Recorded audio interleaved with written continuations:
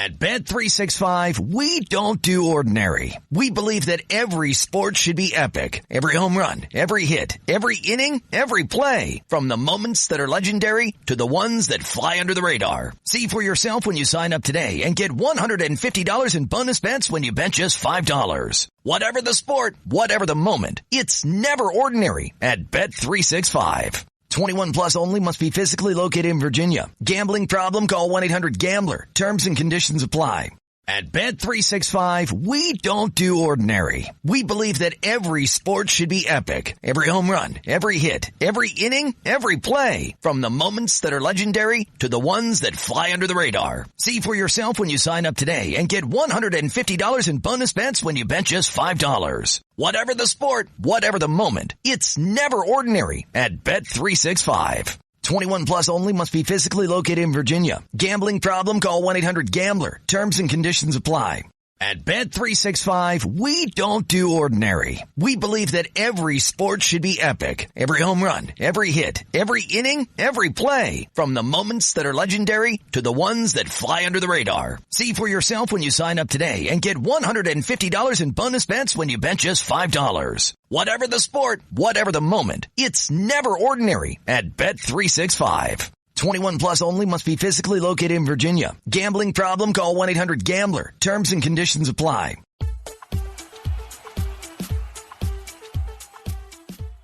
Hello and welcome to 1865, the Nottingham Forest podcast, with me, Rich Ferraro, and welcome to our Friday 5 roundup. It's Friday the 26th of April, and yet again, it's been another week at the City Ground full of, well, I was going to say ups and downs, but it's mainly been downs, it feels like. Certainly, Forest have got the football world talking. For good or for bad, we'll leave you to decide. In order to get a handle on this, let's head straight over to the 1865 news desk, where we'll hear from Jamie Martin.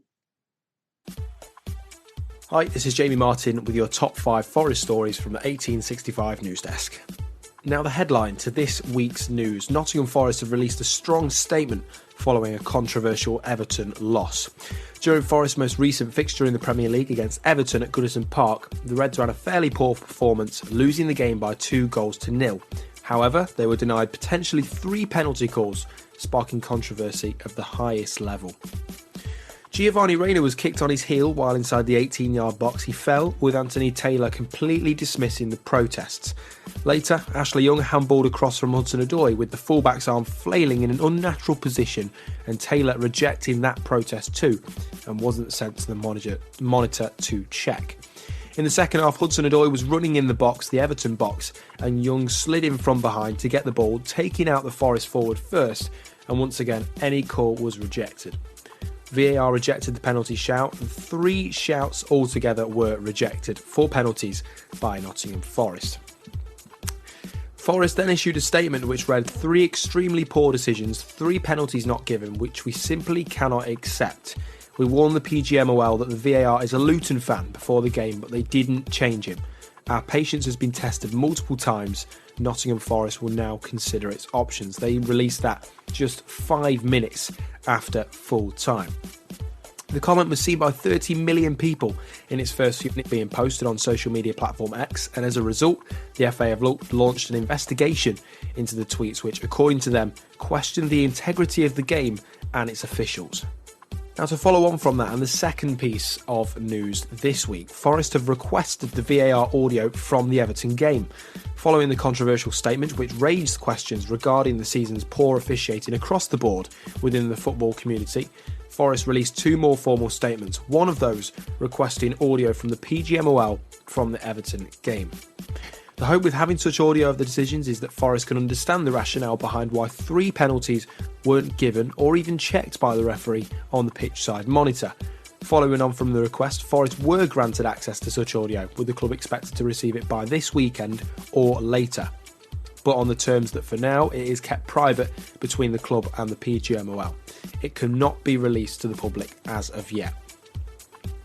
Howard Webb is yet to publicly comment on the calamity that was seen at Goodison Park last weekend, but the PGMOL and Nottingham Forest are now in a period of tension, which has sent shockwaves through the footballing community. It's also now been reported that Howard Webb will meet the Nottingham Forest ownership and discuss recent issues and try and create peace talks, according to the Daily Mail. Now, the third piece of news this week, somewhat similar and relevant to the last pieces of news. Forest are considering legal action against Gary Neville following mafia gang comment. Reports from the Daily Mail Sport this weekend suggest that Nottingham Forest are considering legal action against Sky Sports pundit and Gary Neville, and indeed Sky Sports, over comments that likened Forest's statement after the Everton game to mafia behaviour. The comments made on a panel live at Craven Cottage discussing the Fulham v Liverpool game featuring Louis Saha, Jamie Carragher and Mr Neville came after a question from David Jones as to what the panellists thought about the Reds' statement.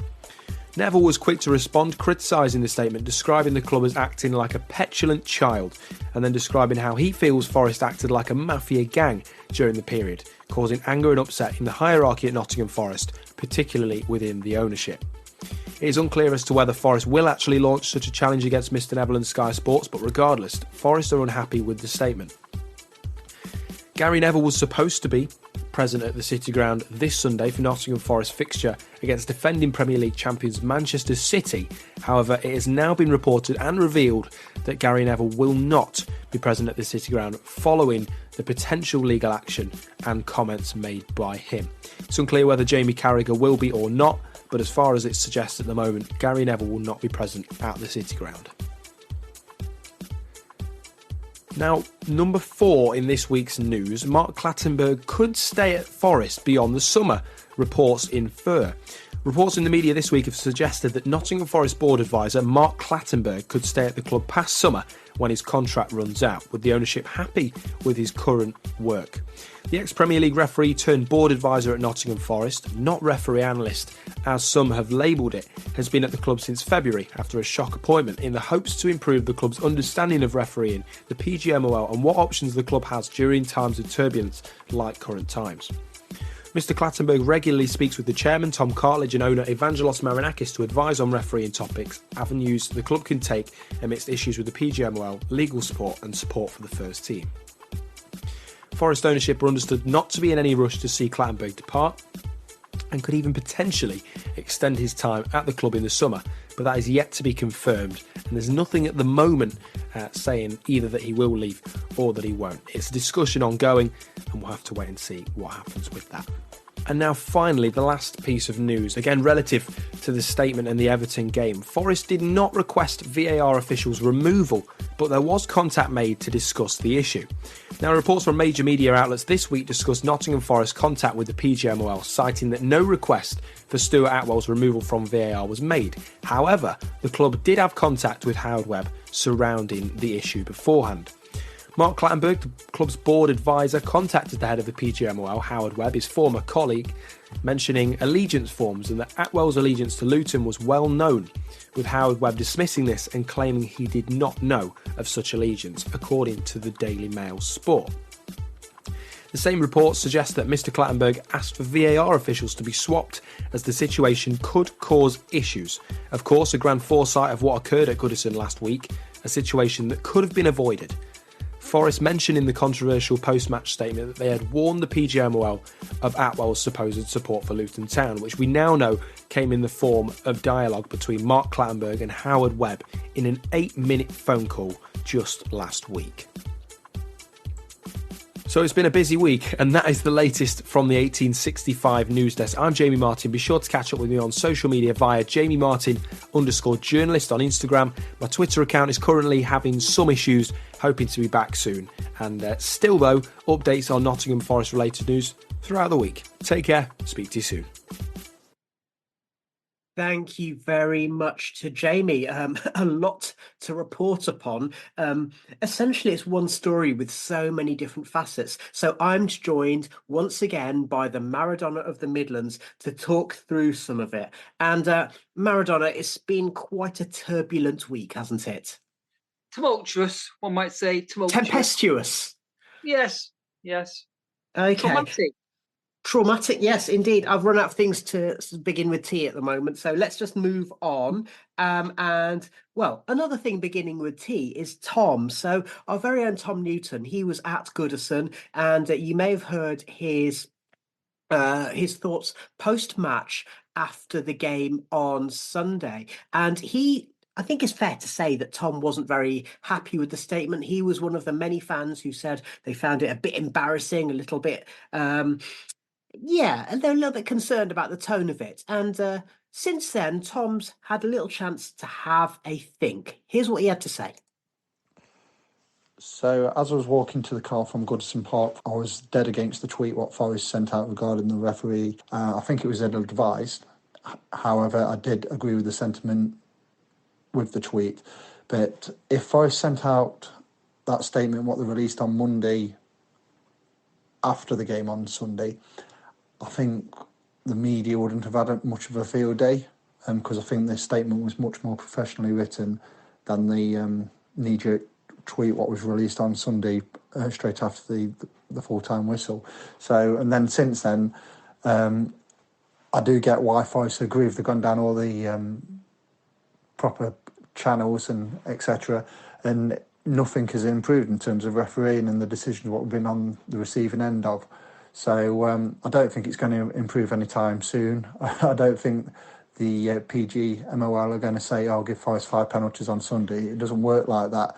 But Forest has basically got the footballing world talking, and hopefully going forward it puts the spotlight on the PG MOL, and hopefully next season with us hopefully in the Premier League, VAR etc. will be a lot better in this country. Thank you very much, Tom. Maradona, I was on 5 Live and also did a couple of clips for Gem Radio. So listeners, if you've heard me a lot this week, then I apologise for that. I also had a chat with Anfield Rap on their Coach Home podcast.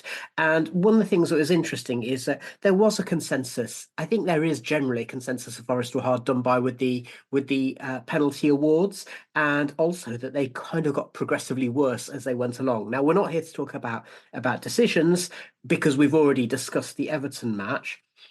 What I would like to do is just skip forward to Jamie's third story, because Tom made the point, just as I made the point on 5 Live, that the initial tweet, it was instant, it was emotional. And Gary Neville said that Forest were being like a petulant child, and then he's now apparently, I hadn't heard this, being threatened with legal action by the club for suggesting mafia behaviour. What are your thoughts? Well, I think he was completely correct when he said they acted in a petulant way. It was completely unprofessional. We may all agree with the sentiment of it, but they are in a position where they have a responsibility to act with a duty of care to the club. And they not just act like a fan down the pub, as Jamie Carragher said. It was embarrassing. I've heard during the course of the week they're ready to fire one off at half time. That tweet, Marinakis was sort of talked down from the edge of the building to send that at half time. So, he's completely correct. It's unprofessional, and it should, for a club that has aspirations of being a big club, it's acting in a really small club way over this whole episode. Isn't it just what Alex Ferguson used to do? As you've brought that big club analogy, and we're talking about Gary Neville, Alex Ferguson used to put pressure on refs every single week, before, during and after. Yeah, but that's the manager. I can understand if Nuno had a heated rant at him at the official. I can understand Nico Williams, but for the club ownership, the people who are put in place to run it in a professional way, to think calmly about it. So for them to do it I think it's inexcusable. It really is. In lots of walks of life, in lots of businesses, there's a general rule where if you run a people-facing business, a public-facing business, the overall owner doesn't necessarily have contact with the public. They have people in place who talk to them, because you're too heavily invested. You can get upset with them if it's because it's your money. You're hurting. So as a general rule, and say like a restaurant or a hotel, anything like that, you have people in place to do their jobs. And I think it was indicative of the lack of structure at the club, the lack of ability at the top end of the club, that this was able to happen. This was able to go out. It shouldn't be there. He should have people in place whose job it is to send out communications, and he has to trust in them and rely on them to do that. Not just say, "I'm the owner. This is going to happen now. We're going to send it out." It's just not the way to run a club that has aspirations, as I said previously, to be a big club. It's just not the way. Arsenal wouldn't do it. Man City wouldn't do it. Liverpool wouldn't do it. So yeah, I stand by what I say. Okay. Let's just bring in something that emerged today, and I've not read the full piece, but there were some reports that Oliver Glasner, who is, as predicted, was a slow starter at Palace, but has got the team playing more progressively, getting the results to show for it as well, with the same, squad that he inherited, that he was ready to come to Forest, but he wanted a say in transfers, and that's what put the Forest board off, and they chose Nuno. And of course, with Nuno, there's the Jorge Mendes connection. Would you say that is also a symptom of exactly the same thing that you've just described, in terms of, as an owner, you need to be a bit detached and you need to allow people, put trust in people in different positions? Yeah, I mean, we've got this constant churn of people from the playing staff upwards. I don't know who our sporting director, if we've got a sporting director now, if we've got a director of football, it just seems to change constantly. Have we got a chief executive anymore? I don't know. Is the chairman doing a chief executive's role? I'm not sure. It's there's just no.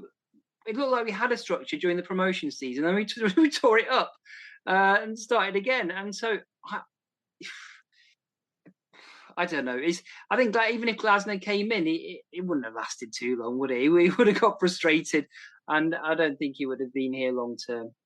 As the host of the podcast, my job is to be relatively impartial on that, but it's difficult to disagree with you on that last point. I mean, there are things that you've said earlier on that everyone will have their own opinions on, particularly with regard to the penalties and how emotional certain people are allowed to be. Obviously, Nuno, perhaps ill-advisedly, said on Radio Nottingham afterwards, if we were in another country, people would be talking about conspiracy. So that may be, he's old enough and clever enough to, and also fluent enough in enough different languages to not be able to hide behind the language barrier on that one as well. Wouldn't you agree? Yeah, but I mean, you can understand a manager or a player having that emotion, because they've just been through the ringer for 90 minutes and emotions running high. I mean, from Nuno's aspect, it does seem like a bit more of a thought out comment. Almost sort of a strategy we've got now of sort of questioning the referees and their integrity, which I don't like. I don't like it at all. We've become a sort of a whingy, whiny club over the last few months. Let me throw you this analogy, and you'll have seen that I've used this. Okay, I've used the analogy of Basil Fawlty when he's beating his car with that branch. It's a man who's reached the end of his tether. Nuno publicly suggesting conspiracy is the man reaching the end of his tether. Nico Williams, somebody who is a young man but comes across very well generally, and the fact that he did an interview where he spent like 2 minutes just saying, I just don't understand, it feels like it's always going against us. The fact that Morgan Gibbs-White, another young man, he did that. And then for the club owner, and we know that he's an emotional character, to put out that statement, this is because they've just been ground down and down and down, and as we've pointed out on several occasions, it's a quarter of the season where decisions have gone against us, and either the independent panel or the punditry world in general have accepted that Forest have been hard done by. How many times does that have to happen before someone should be saying something? I mean, it's fine to say something, but say it in a controlled way, like they did with the releases afterwards, the press release on the next day. Coming out with and firing it out like that, it's just not the way you do things. And I don't know I don't know what they were thinking they were going to achieve by it. I just what it's a bit like you're perfectly right. It's the end of his tether. That's fine, but you sort of walk away, cool down, and leave it to the people whose job it is to write these things and release these things. You don't just send it out like that. It's ridiculous. Okay, on Wednesday night, Wolves felt that they were the victim of another decision. And Wolves are the other club who, Wolves and Liverpool and Forest are the three clubs who everyone's, there's a consensus that they've been the biggest victims of refereeing injustices this season, statistically in terms of VAR decisions and those kinds of things, and the findings of the independent panel. So Wolves felt another decision went against them. Listener, I will leave it to you to decide whether that was a clear decision or not. But Jeff Shee wrote a statement on the Wolves website 2 or 3 weeks ago, and he's the club chairman, and he put that statement out there. Would you have advised him against doing that? I don't know. I've not seen the statement. Depends what he said in it. I don't know. What did he say in the Well, statement? he basically said the decisions have gone against us. It was less emotional than what you might expect from our head honcho, but presumably that's also because there'd been enough time for the PR people to go through it and filter it. Well, yeah, I think the problem with our statement also was that we're looking into our options. It had a slightly threatening tone to it, which I don't know what. Which is what led to Gary Neville's statement. What are their options? But the only thing I could assume from that was that they were looking at taking legal action. The speed that it was released, everything about it was wrong. Okay. All right. Well, you've made your views very, very clear. Let's move on to the statements that were made the following day then. They've requested the audio. I think most people would agree that's pretty reasonable to do. They also, made a more considered statement where they kind of basically tried to pour a little bit of oil on troubled waters. But thinking about the VAR audio, wouldn't you agree it's ridiculous that we don't routinely get to hear VAR audio anyway?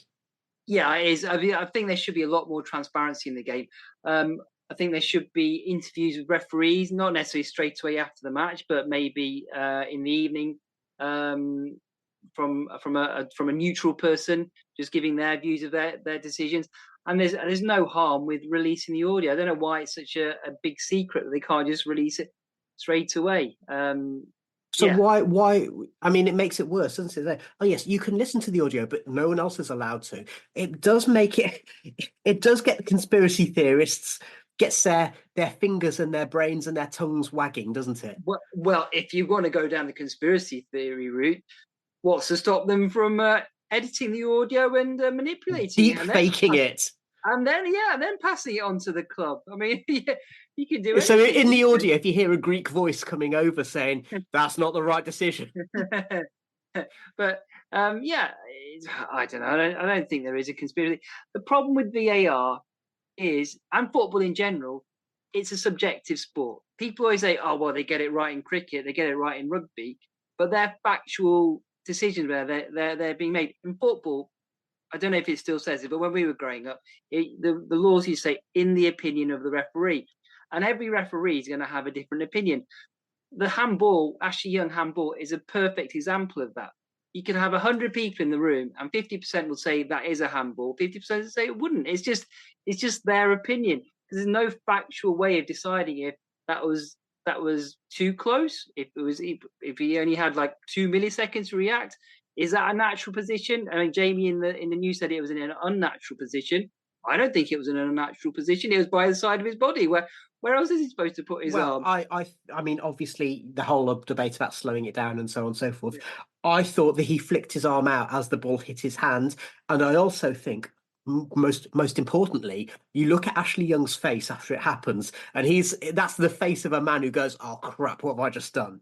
Well, yeah, there was a very slight movement, so that would be on the side of, maybe it was a handball and it should be given.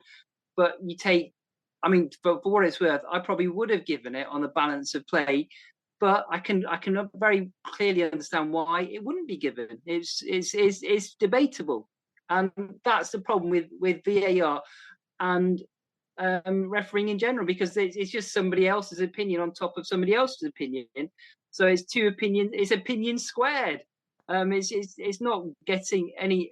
There's no factual truth in football where that's A, therefore B happens. They try and write that in the rules, and you get very, very complicated rules coming out now, like the handball ones. What was wrong with saying deliberate handball like it used to be? Well, generally, and again, thinking about a bygone era and being nostalgic about it, generally, when I was a kid, if a player waved their arms about in the box and the ball hit it, then it's a penalty. Yeah. So, I mean, I would agree with you, and this is something we have talked about. The laws of the game are ridiculously complex these days, and handball is one of them. Offside is another, and there's several laws and. Secondly, that thing about things being subjective, I think the Coventry offside is a case in point, because I've seen a double freeze frame. So one at the moment where they drew the line and Haji Wright's foot, his toenail was offside.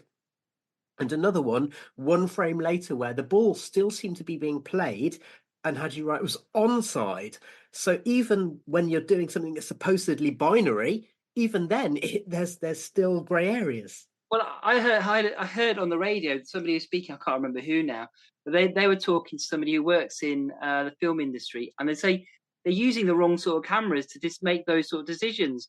They gave some technical names about this sort of camera. You can't do what they're trying to do with it. You need this sort of camera filming in this way to do that. So it is just a very, they take an arbitrary point of, oh, this is where it's left the ball. How do you decide when it's left the ball, when the ball's left the foot? You can't. It's the offside rule when they do those lines.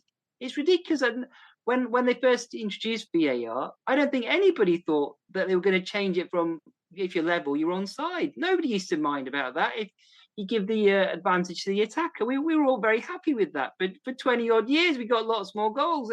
And nobody ever complained. If the majority of your body is level, you're onside. And it's, I don't know why they brought it in. They just created a rod for their own backs with this.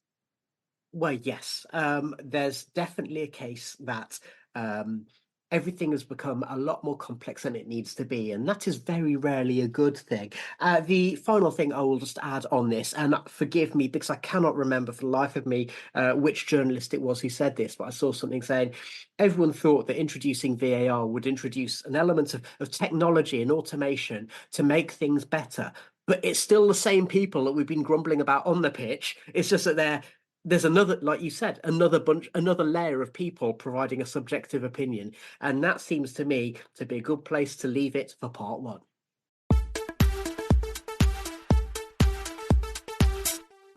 At Bet365, we don't do ordinary. We believe that every sport should be epic. Every home run, every hit, every inning, every play. From the moments that are legendary to the ones that fly under the radar. Whether it's a walk-off grand slam or a base hit to center field. Whatever the sport, whatever the moment, it's never ordinary at Bet365. 21 plus only, must be physically located in Virginia. Gambling problem? Call 1-800-GAMBLER. Like all of our podcasts this season, this episode of 1865, the Nottingham Forest podcast, is sponsored by Greene King Sport, where football is more than a game. Make Greene King your go-to destination for the season's final stretch. But why? Well, for one, you can wash every televised Forest game down with delicious food and refreshing beverages. And with 900 sports pubs dotted around the UK, chances are you're within walking distance of your local Greene King. Let's be honest, watching football is way better with friends and family, so get the squad together for every televised Premier League fixture in an atmosphere worth sharing. That includes huge title showdowns, huge, the race for European qualification, and nail-biting relegation six-pointers, unfortunately involving our very own Nottingham Forest. Don't forget to download the Greene King Sport app to enjoy exclusive competitions and discounts whenever there's a game on. Now it's back to your podcast. You're listening to 1865, the Nottingham Forest podcast. Welcome back to 1865, the Nottingham Forest podcast with me, Rich Ferraro, and him, the Maradona of the Midlands. Maradona, we've had quite a Barney in the first part, discussing the issues at hand. You've made your views very, very clear, and I think everyone has an opinion, and which is part of the problem. Speaking of opinions, as I mentioned earlier, I was asked to go on Radio 5 Live speaking to Claire McDonnell, and here's just a little snippet of the conversation. What do you think it does to the game when the intentions of those checking that are called into play? Well, let's put it this way. If it was Liverpool versus Arsenal and there was an official from Manchester who was either on the pitch or in the VAR room, then you could understand there being some eyebrows raised. I'm not accusing Attwell of any kind of corruption. However, I think it's fair to say he's not the most popular man in Nottingham after a combination of decisions over the last few years. But I think that's more to do with, again, it's down to competence rather than conspiracy. Maradona, competence rather than conspiracy, cock up rather than corruption. That's the approach that I'm taking. There are other fans who may have other opinions. Where do you stand on this? Yeah, I 100% agree with you. I mean, the other element of the tweet was that it called into question his integrity and said he was a Luton fan. This brings us back to two things. So number one, I'm not sure there's a football fan in the country who likes it when they see Stuart Attwell on the list of officials, either for on-pitch or off-pitch matters. He's not one of the more popular ones, is he? No, I mean, he's been an example of incompetence for the past 20 years or whatever. I was reminded that he was in charge of the game where he gave the ghost goal. Crucially, yeah. It featured Watford. So if he is a Luton fan, then all of a sudden, but yeah, he's just. I mean, he just like anybody else will make mistakes. Some people make more mistakes than others, and he seems to be one of those people. But but to question his integrity like that, and going on to my next point, which is I think the conciliatory tone in the press releases from the club the following days. I think a large element of that was somebody must have pointed out to him, hang on, guys, this guy can take you to court for libel for this. You're defaming his character. So they're trying to pull back on their initial tweet, backpedaling, if you will, just to cover their backs a small amount. But I mean, I'm no lawyer, as you know. I'm no solicitor, but I would think if I was him, listener, I can confirm he's no lawyer. I think I would have a pretty strong case against the club. I mean, you keep on hearing things about the club want to take this person to court or take that person to court. Well, I think they've opened up a can of worms there where they left themselves open to legal action as well. Well, there's a possibility. I mean, Howard Webb said he did not know about a Luton allegiance. So, Maradona, you and Howard Webb have something in common. And there are sort of, conflicting reports about Attwell's allegiances. I mean, certainly, he is a football referee, so I'd expect him to have allegiance to some team or other, because there's not that many people who are football fans without having a soft spot for a club or team. Speaking of referees, Mark Clattenburg, apparently, according to what Jamie said, and this is new to me, he's a board advisor, not a refereeing analyst. And therefore, there is some talk that his appointment, which was initially until the summer, may be made longer term. Can we assume if we go down, that's going to be pretty pointless? I mean, his role is he's a waste of space. There's absolutely no need to give him that job in the first place. He adds nothing to the organisation. There's nothing to understand about refereeing. It's just but I don't blame him. He's getting free money for doing nothing, basically.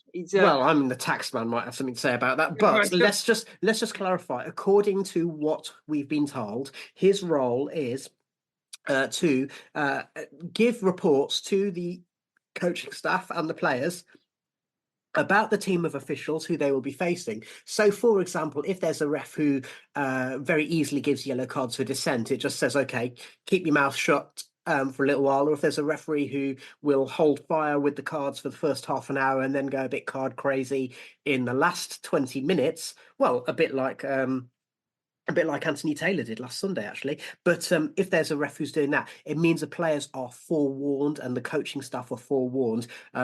So that's what the official thing is. And then there is the idea that Clattenburg will also act as a go-between with Pogmal. But, I mean, you're reading between the lines, and this is in the realms of conjecture.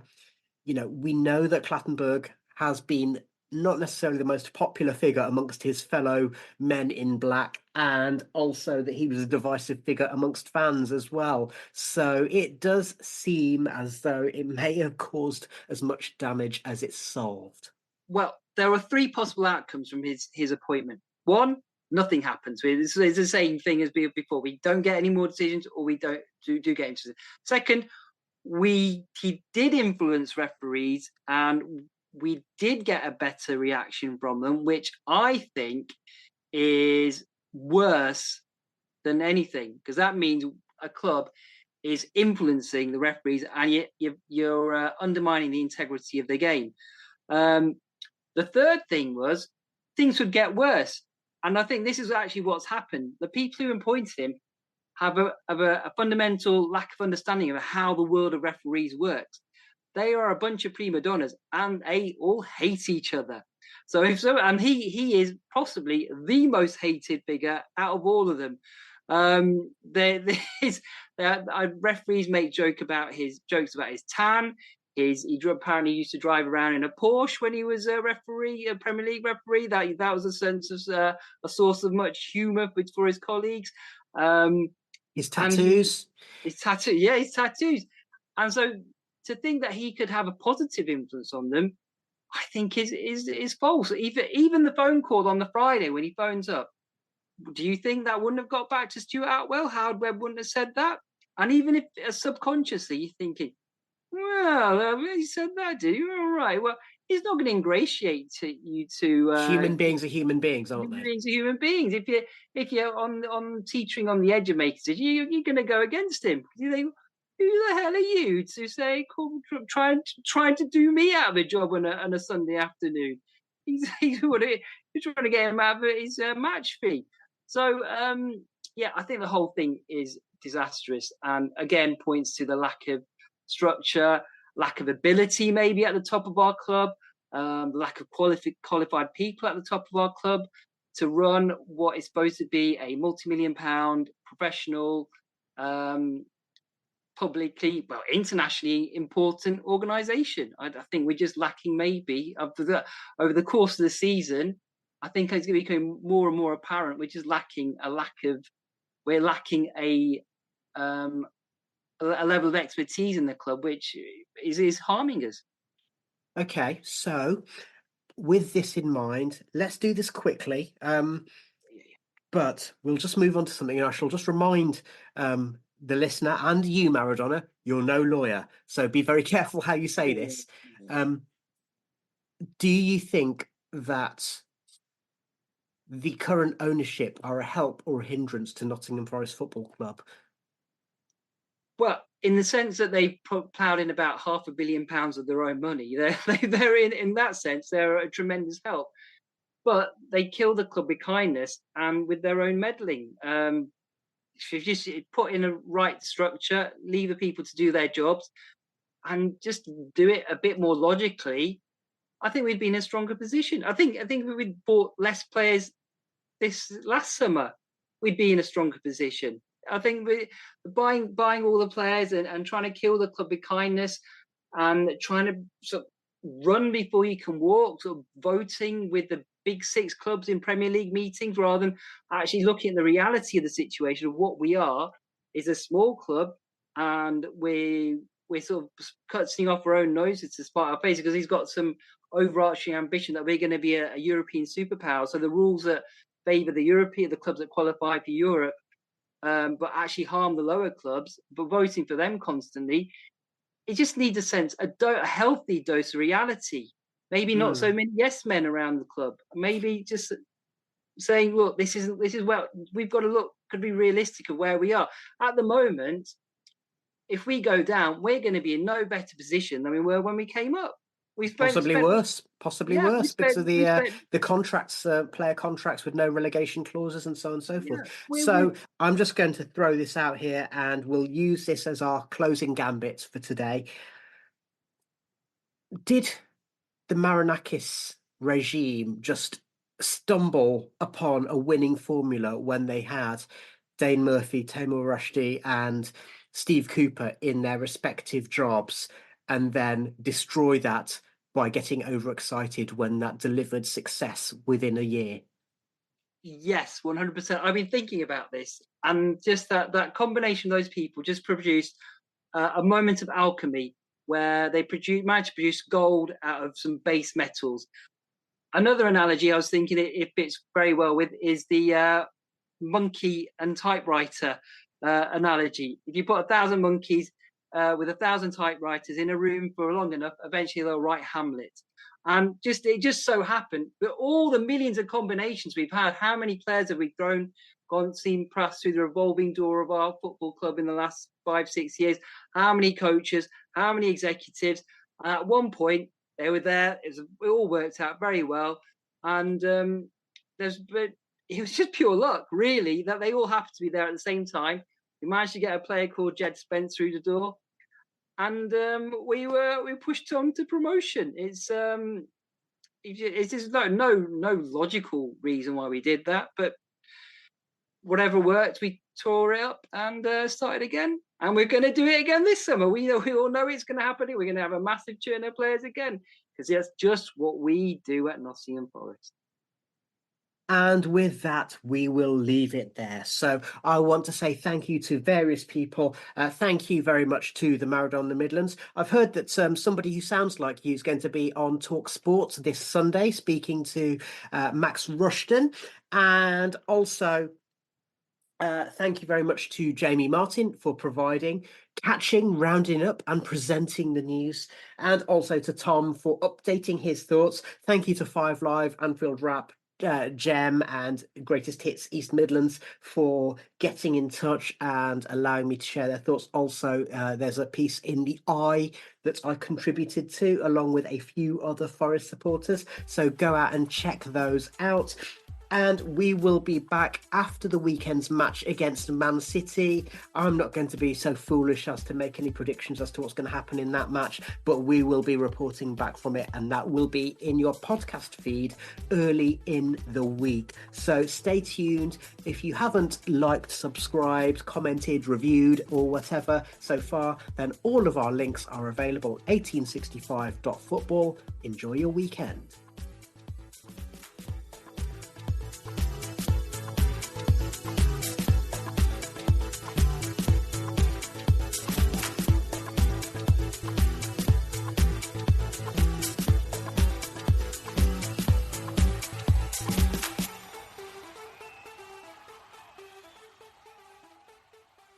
I'm warning you with peace and love. Sports Social Podcast Network.